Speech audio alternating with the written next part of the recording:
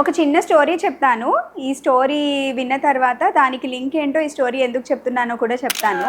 చిన్న baby mosquito అంట first time నేను బయటికెళ్ళి ఫ్లై చేసి వస్తాను, అసలు బయట ప్రపంచం ఎలా ఉందో చూసొస్తానమ్మా అంటదనమాట. సో వాళ్ళ మమ్మీ బాగా జాగ్రత్తలు చెప్పి పంపిస్తుంది ఆ బేబీ మస్కిటోకి. బయట చాలా క్రూరంగా ఉంటారు జనాలు, చాలా జాగ్రత్తగా ఇంటికి వచ్చేయాలి, నేను నీకోసం వెయిట్ చేస్తా ఉంటాను, జాగ్రత్తగా వచ్చేస్తావు కదా అని పంపిస్తుంది. ఆ బేబీ మస్కిటో బయటంతా హ్యాపీగా షికార్లు కొట్టేసి కొంచెం లేట్ గా వస్తుంది అనమాట.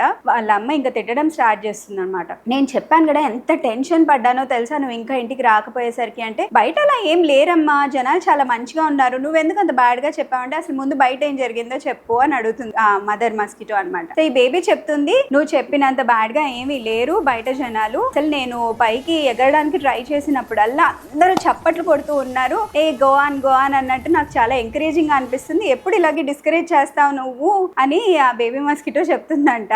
సో పాపం దానికి ఏం తెలుసు చెప్పండి, పెద్దయ్యాక తెలుస్తుంది, లేదా ఎప్పుడో చచ్చిపోతే మాత్రం తెలుస్తుంది అనమాట. సో ఇది ఎందుకు చెప్పాను అంటే ఒక చిన్న స్టోరీ దీనికి కనెక్టింగ్ ఉంది. సో ఇది కొంచెం సెన్సిటివ్ ఇష్యూ కూడా అనిపించింది నాకు. చాలా మంది ఇళ్లలో ఇంకా ఇది ఫాలో అవుతూ ఉంటారు. చిన్న 10 years 11 years పీరియడ్స్ వస్తాయి కదా వాళ్ళకి. ఒక పాప నాతో అనింది, నాకు చాలా సూపర్ పవర్స్ ఉన్నాయి తెలుసా అని చెప్పింది. సూపర్ పవర్సా అంటే ఏంటి, నాకు కూడా చెప్పు, నా పేషెంట్స్కి ఎవరైనా అవసరం అయితే నీ సూపర్ పవర్ వాడుకుంటాను కదా అంటే, ఇది చాలా సీక్రెట్, ఎవ్వరికి చెప్పద్దు అని ప్రామిస్ చేస్తేనే చెప్తాను అంది. సరే చెప్పు ఏంటి నీ సూపర్ పవర్ అంటే, నాకు every month 5 days super powers వచ్చేస్తే ఒక్కోసారి 7 days కూడా ఉంటాయి ఆ సూపర్ పవర్స్ అంది. అది ఏంటి ఆ సూపర్ పవర్ అంటే, చూడు మీరందరూ దేవుడు చాలా గొప్పవాడు అది ఇది అని అంటారు కదా, మా ఇంట్లో వాళ్ళు ఏం చెప్పారు అంటే, అసలు నువ్వు దేన్ని ముట్టుకోకూడదు, అసలు ఏది ముట్టుకున్నా కూడా అది పవిత్రమైనదైనా అపవిత్రమైనదైనా ఇంకా అపవిత్రం అయిపోతుంది, దేవుడు అంత పవర్ఫుల్ కదా, మరి నేను ముట్టుకుంటే ఆ దేవుడు కూడా అపవిత్రం అయిపోతాయి అంటే మరి నాకు సూపర్ పవర్స్ ఉన్నట్టే కదా,